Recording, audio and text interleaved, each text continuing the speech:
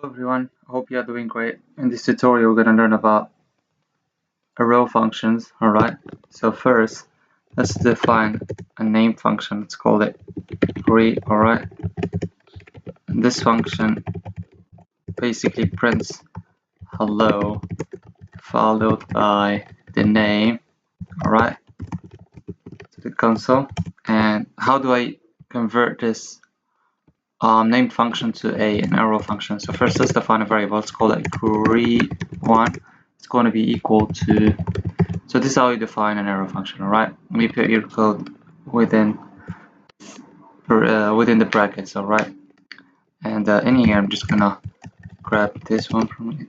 I'm gonna grab this, put it inside, right? Put the name within the parentheses, alright? And I'm gonna call it greet1 and I'm gonna pass acro to it.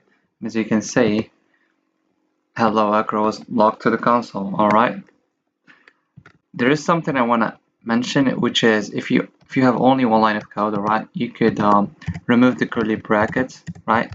And it would still work fine, alright? So let's comment this one out and let's make another example. So let's say, so in here we printed something to the console. Instead of printing, let's make a function that returns something. So let's say sum, alright? Takes a and b as parameters and returns the sum of the two, alright? And in here, how do I make a arrow functions? Alright, so let me find a variable, let's call it someone equals to open parentheses, and in here I'm just going to return a plus b, alright, just like this. If I console log, the return of the sum should be 1 and 2, should be 3, so yeah, that's correct. And as I said before, we could remove the curly brackets and also the return, since it's only one line of code, alright, and it would still work fine, alright. We got 3 logged to the console, alright. Now let's see how we can use arrow functions and with array methods. This is where they're more helpful, I would say. So let's say we had an array of numbers 1, 2, 3, 4, 5, alright, and I wanted to define a temporary array. Let's call it temp array that is equal to array. So what I want to do is I want to have a temporary array that has the same values from this array but multiplied by 2. So I could use a function in here, right, that takes item, and I'm just going to return item times 2. And if I console log array and temp array, as you can see, it is going to work, right? So the second array has all these values but multiplied by 2, alright?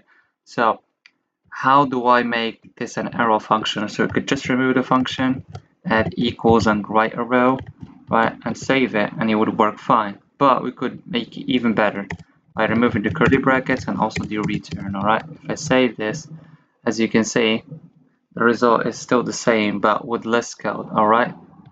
So this is how it could be useful to use arrow functions, alright? So let's comment out this one, and now I have something interesting to show you. When you're working with objects, let's define an object. Let's call it person, alright? So this is our object, it has a name. Let's give it John, alright? John. Let's make a function, a method. Let's call it greet, alright? So this one is a normal function, alright? That's console log hello, then followed by the name. So this dot name, because this would reference the person's object, alright? And in here, I'm just gonna make greet1, and this one's going to be an arrow function, alright? So, alright, so now if I call the greet, as you can see, hello John was logged to the console from this one, but if I use it on this one over here, greet1, as you can see, we have nothing in here. And why is that? So with this classic functions, right, this is going to reference our object person, alright? But when working with arrow functions, right, this is inherited from the surrounding scope, which is in this case the global scope, not the person object. So if let's say instead of logging this.name, if I log this, it would log the window to the console, no object. Alright, as you can see in here. So yeah, that's what I wanted to mention. Be careful when using this keyword. Alright, it's a little bit different when using it with arrow functions. Alright, so that's it pretty much for today's video. I hope you guys enjoyed it, and see you on the next one.